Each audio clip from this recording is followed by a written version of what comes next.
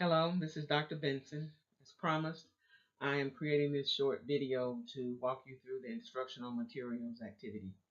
I will be doing these short videos for each of the remaining activities in the course, just to give you an overview, because my goal is to make these last few weeks of the semester as painless as possible. What we're going to do in this materials topic is we're going to identify the sources of materials that you're going to need for your instruction. Your projects are pretty small comparatively. So if you were doing this for a larger project, it would take you much more time than it's going to take you here. In addition to doing those materials, we're also going to take a look back. Now that you've done your needs assessment, we can look back and say whether or not you need to change your objectives or your content based on what you got from your needs assessment. So we're going to take some time to do that. And the first thing that I ask you to do, though, is to begin to think about how you're going to lay out your instructional plan. Let me scroll down. Oh, and yeah, I'm scroll down a little bit. We have three external resources that I provided that you're going to use in for this particular lesson. The objectives, content, materials mapping table, and the instructional strategies materials mapping table. Those two tables you're going to keep, and we're going to reuse them in next week's assignment and in the following assignment after that. And I'm going to ask you to submit them with your my mind just went blank. Submit them with your instructional plan. And I also provided a copy of Gagne's 9 Events of Instruction plan template, so we can look at that as an example. But what I want you to do this week, one of the first things I want you to do is to start thinking about how you would lay out your instruction. And so what I want everybody or every team to do is to come up with a template that they're going to use to structure their instruction. The way I want you to think about this is you can think about it in terms of time, where you want to have an instructional plan that covers a period of time. What might be easier for our first go around at this is to construct two plans. Construct one plan based on one of your objectives that's at the lowest level of blooms, and use another plan to address one of your objectives that are at one of the higher levels of blooms. And the reason we do that is so that with the lower level is so that you can see how the template works. Because with the template, you'll be able to walk through the steps of it. And we'll talk some more about that using the Gagne template after I go over the overview of the entire lesson. So that's the plan. The plan is for you to come up with the template. It's up to you. Some of you have said that you don't think any of the models that we have gone over in this class would work in your environment. If that's the case, now is the time for you to put forth a model that you think does. If you want to take one of the models that we've gone over and modify that model or update it based on your needs, you're welcome to do that. All I ask you to do is to attach to your activity and to your post this week whatever model you're going to choose. That's what I'm asking you to do, and to tell me why you chose it. That's basically what we're doing. I'm not asking you to, at this point, design any instruction. Of course, you can play around with it. I'm not asking you to submit anything, but I'm not asking you to submit. I'm asking you to submit a blank template. I'm not asking you to submit anything that's filled out. If you play around with it and you want to submit it filled out, you're welcome to do so. But that's not what I'm asking you to do at this point. I'm just asking you to find a template that you can use to model how you would design some instruction to address the objectives that you have identified for your instruction. You have the option for doing this for over a period of time, but what I want you to do in your final project is to do it for specific objectives. One objective at the lowest level, at the lower levels of bloom, and another objective at the higher level of bloom. And if you start with the lower level one, I think you'll see how this process works and that it's very straightforward. So I'm going to leave this for a minute, but I'm going to, at the end of this session, I'm going to show you an example of the Gagne 9 Events of Instruction template. What we're also going to do this week is we're going to go back and look at your topic outline that you created in your content analysis activity and your instructional objectives that you created in your instructional objectives activity.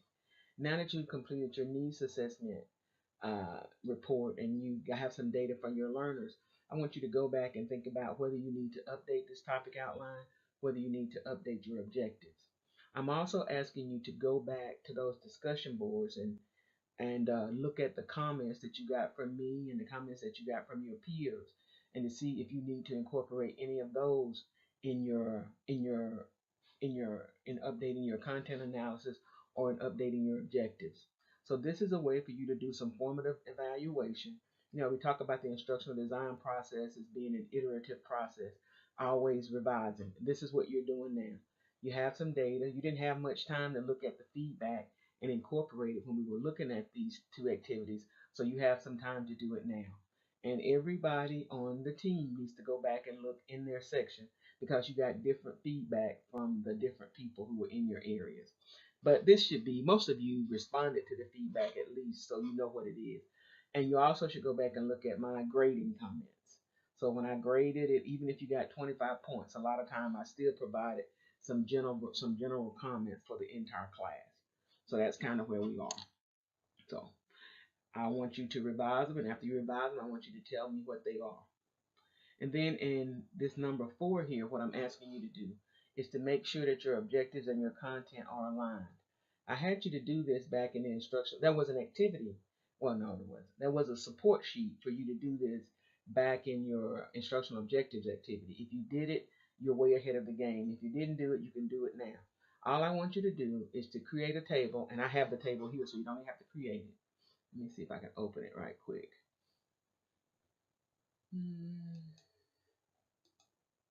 Okay. This is what I call the objectives, content, materials mapping table. What I want you to do first is in this first column, I want you to list your objectives. In this second column, I want you to say, for this objective, this topic in my topic outline maps to that objective. This topic in my topic outline maps to that objective.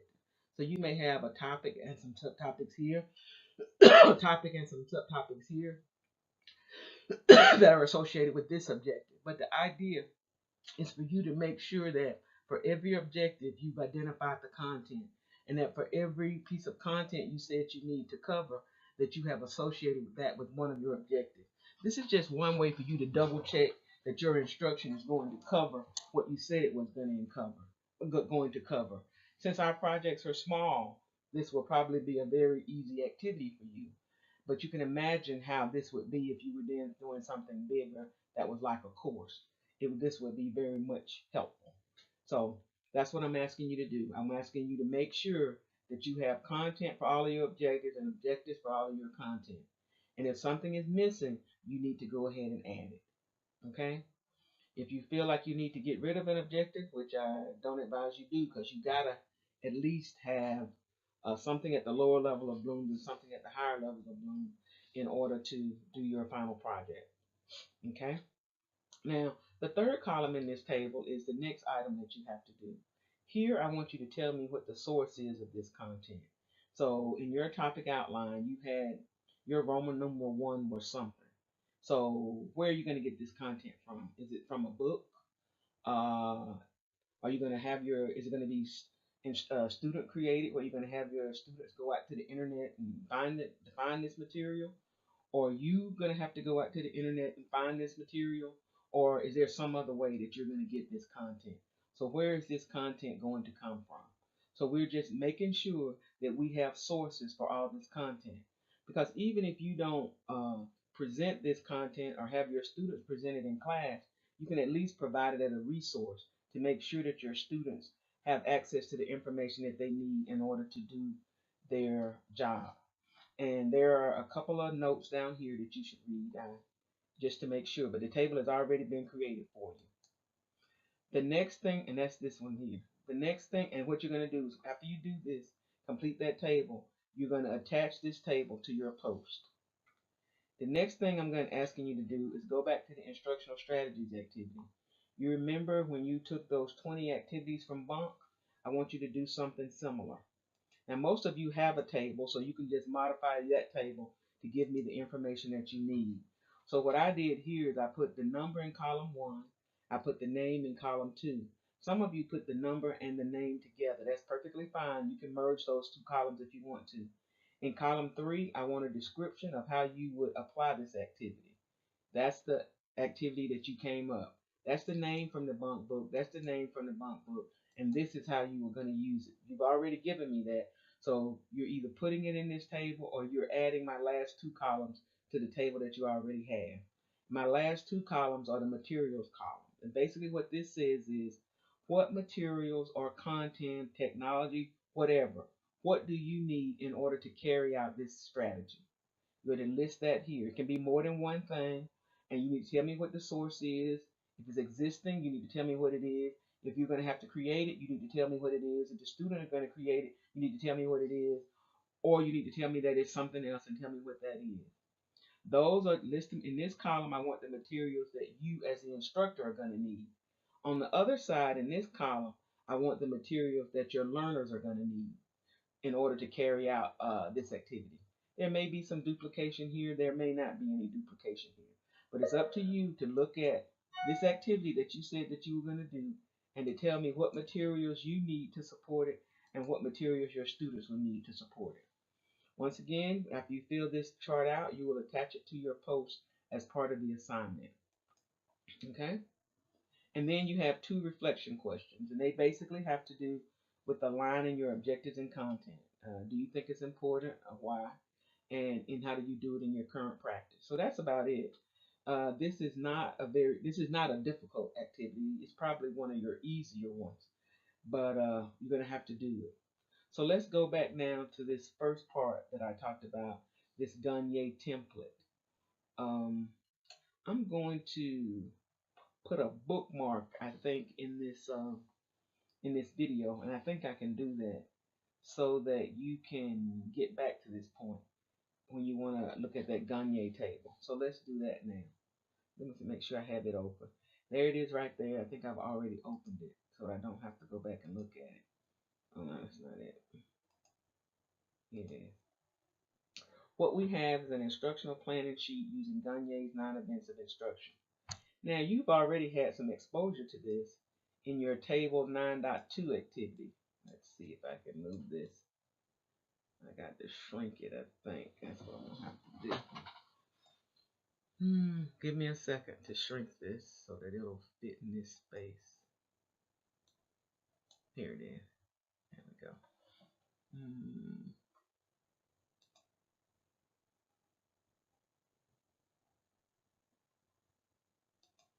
Okay, here we go. So, in your table 9.2 in the textbook, what you had was a Gagne's 9 events of instruction. Number 1 here is capture the attention of the learner. If you look at my planning sheet, that's the gain attention event from Gagne. Then, the next one is describe to learners what performance objectives are to be achieved.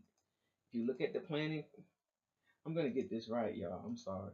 If you look at the planning sheet, it's inform learners of objectives. In other words, those 9 items in that Gagne table in 9.2 correspond to these 9 items that are listed here. So what they did here is they basically said that if you have an intellectual skill, here are some strategies that you can use to carry out each one of Gagne's events.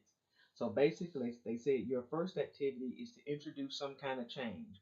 You're trying to capture the attention of the learner, so you want to do something that will stimulate them and focus them on your instruction. If you're dealing with an intellectual skill, now they do it for skills in all these domains. So it's basically wherever your objective lies, these are some suggestions of things that you can do. For this one, it says for event 2, what you can do is describe the performance to be achieved and give an example. Help the learners recall prerequisite learning. Encourage learners to recall subordinate concepts and rules. And this varies if it's a cognitive strategy. Encourage learners to recall related strategies and intellectual skills. So basically, you want to have an activity where learners are recalling prerequisite knowledge so they have some place to build on. To accomplish the 4th step, you want to give examples of what they want to learn. And they got examples over there. That's the guidance. That's the no, that's the number 4 is the stimulus material.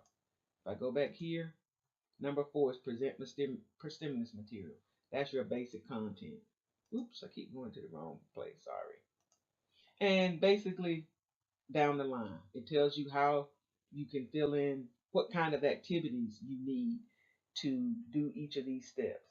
And the way I would approach it, and the way I'm encouraging you to approach it in this planning sheet, is that you have an overall instructional goal for your instruction. I want you to put that here. Okay? You have some objectives. I don't want all the objectives for your instruction. What I want you to put here are the objectives that this planning sheet is going to cover. So for one planning sheet, I want you to give me a one of your objectives that's at the lower level of bloom. And now if it would if and I think you all have terminal objectives that are at the lower level of blooms. That's what I'd like to see here. And then I also want one where you have a terminal objectives that's at one of the higher levels of blooms. Okay? So then you're going to do your gain attention.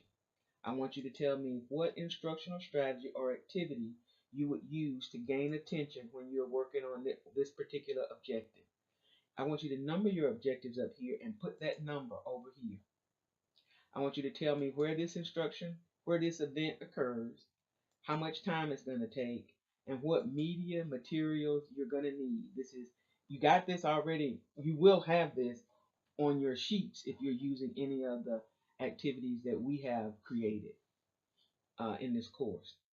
Inform learners of objectives. How are you going to do that? What kind of strategy are you going to use? And what's the related objective? Well, it's whatever the objective is that you're covering. And if you're only covering one objective, but this could be objectives with some sub-objectives. So maybe these two cover both of them, but when you move down, you're going to just start covering one of them. That's up to you. Okay? And then this step 4 is how you're going to present the content. What strategy are you going to use? Is it going to be one of the strategies you saw in bump? Is it going to be one of the strategies you found in the instructional strategies activity? Is it going to be something else? I need you to describe that for me. Not just tell me the name of it, but I need a name and a description of what that activity is going to be. Once again, I need to know what the objectives are, setting, time, media, material. The same thing for all the steps of Gagne. Now I have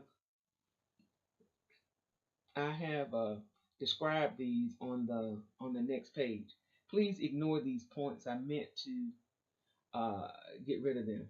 The key thing is, at this point, you're not asked to create the plan. What you're asked to do is create a template.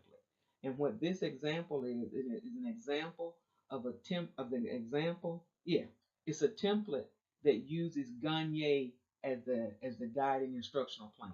So if you were to use something else, in that first column, you would have whatever the sequence is from your template.